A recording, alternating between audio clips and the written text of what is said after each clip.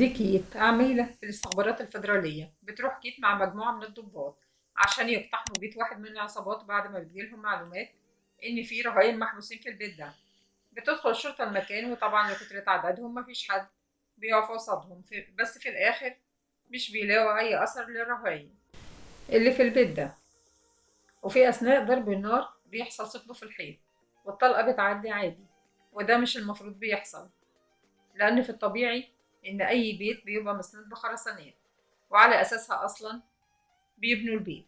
وفعلا بيكتشفوا إن ده مش حيط أصلا، ولما بيشيلوا كم كبير من الجثث المتعفنة، وده كان كمين معمول لهم والمكان اتفجر.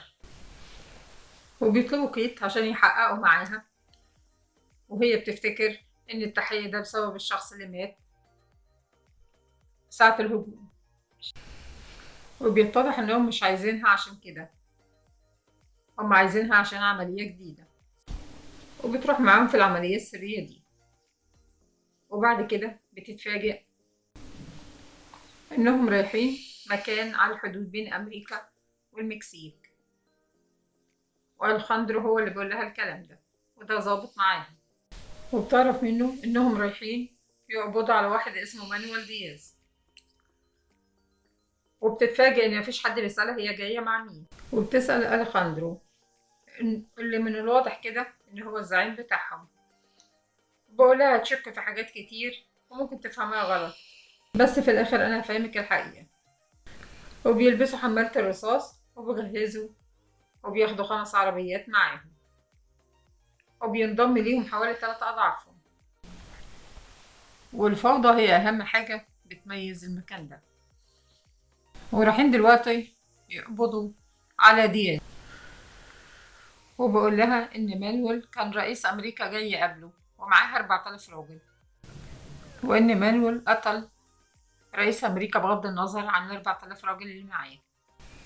وبتوصل كت مع الفريق اللي هي معاه ومش فاهمة هي معاه ليه، وبيدخلوا نفق وبيلاقوا جوه النفق شخص وبيقولوا إنه أخو مانويل وده اسمه جورما، وبياخدوه ويمشوا. وأثناء ما هم ماشيين بالعربيات بتطلع العصابة عليهم وبيحاولوا يقتلوهم، فطبعا الشرطة بتتعامل معاهم وبيقتلوهم. وفي نفس الوقت بيجيلها رصاصة من ورا فبتشوف الراجل ده في المراية وبتقتله، وبتفضل تلوم الضابط اللي معاها لأنهم بيشتغلوا بشكل غير قانوني، وكان في مدنيين كتير في المكان وكان ممكن يموتوا. وبيجي أليخاندرو اللي أسلوبه في التعذيب صعب جدا، وبيعترف للشخص اللي في العصابة ده إن في نفق سري وهربوا المخدرات عن طريقه، واللي اعترف لهم بالكلام ده هو أخو مانويل.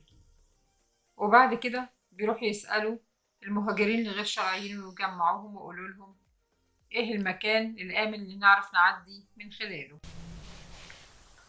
وكيت وزميلها مش فاهمين أي حاجة من اللي بيحصل، وبيطلبوا منه إنه يوضح لهم إيه اللي بيحصل ده. فبيقولوا له إحنا عاوزين نعمل أقصى ضجة ممكنة عشان نخلي مانويل دياز يرجع لأمريكا تاني.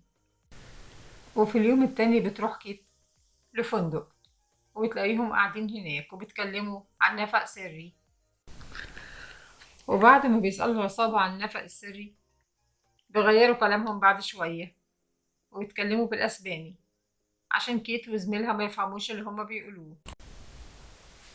وبعد كده بيروحوا بنك عشان يقبضوا على ست بتشتغل مع مانويل دياز وبتحط كل يوم فلوس في حسابه.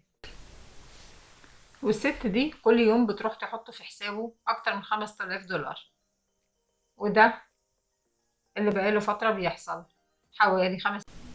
وبيطلب الضابط من كيت إنها ما تروحش البنك في الوقت ده، لكنها بتعاند وبتروح والكاميرا بتلقطها. وبيطلبوا قفل حسابه لأن حسابه فيه 9 مليون دولار. وبتروح كات وزميلها لبار عشان يرتاحوا شوية فيه. وأثناء ما هما موجودين بتلاقي زميل الضابط جاي وهو مشيلش عينه من عليها، وبعد كده بيعجبوا ببعض وبتروح معاه أوضته.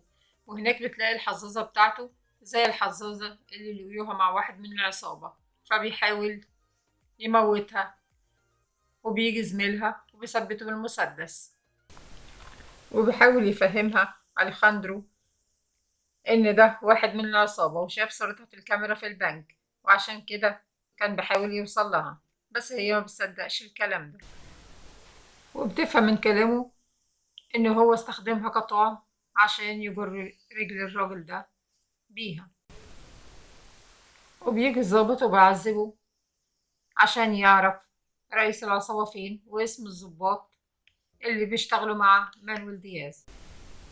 وفي البداية بيرفض إنه يقول لهم أي معلومات عن الضباط، بس بيهددوه بقتل مراته وبنته، عشان كده بيقول لهم على اسم الضباط اللي بيساعدوا مانويل دياز.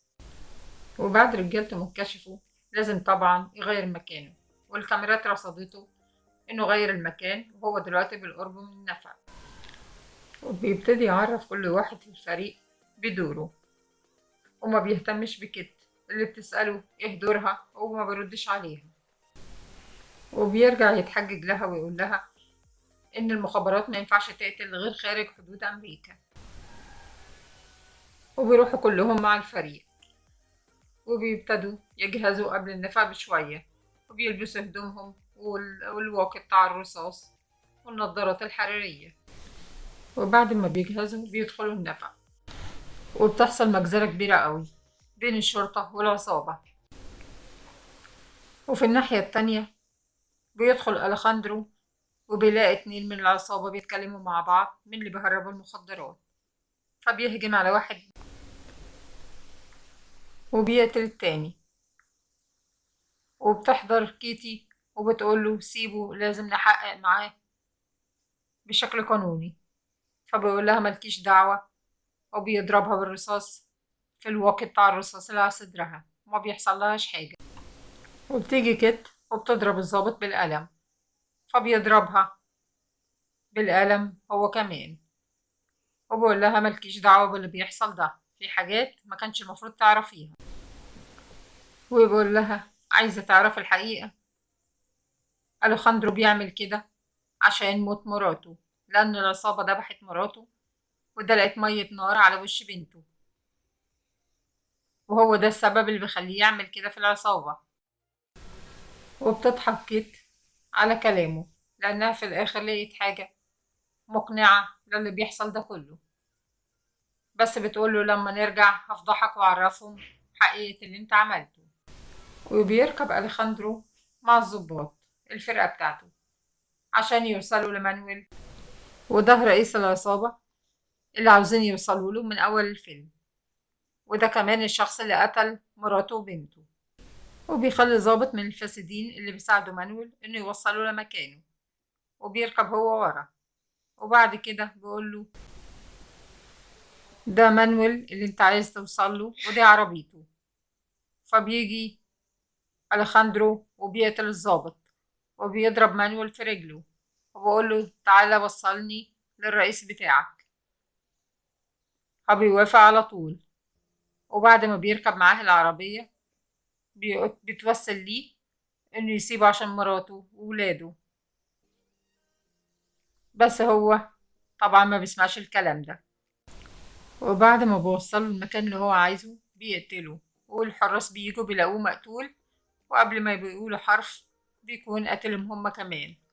وبعد كده بيدخل على الرئيس الكبير اللي أمر بموت مراته وبنته، فبيقول له ما تقتلنيش قدام مراتي وولادي. فقال له لا ما تخافش، وراح قاتل ولاده ومراته قبله، وبعد كده قتله هو كمان قبل ما يفوق من الصدمة. وبكده يكون قتل أكبر راجل من رجال المافيا اللي في أمريكا وفي المكسيك كمان. وبعد ما بيرجعوا بيروح لكت البيت، وبقول لها لازم توقعي ان كل اللي حصل على الحدود ده كان قانوني ومفيش اي حاجة خارجة عن القانون حصلت، فبترفض وبتعيط. بس هو بقول لها ما كنتيش هتمضني هقتلك، وهتباني قدام الكل ان انت منتحرة وانا مظبط كل حاجة. وبقول لها انت لو عايزة تطبقي القانون روحي عيشي في بلد صغيرة من لسه بتطبق القانون، عشان احنا دلوقتي في عالم كله ذئاب، وبتقف في البلكونة وبتحاول تموته بس ما بتقدرش. وبكده يكون خلص الفيلم. وما تنسوش تعملوا لايك وشير للفيديو وتشتركوا في القناة وتفعلوا زر الجرس، واستنونا فيلم جديد. والسلام عليكم ورحمة الله وبركاته.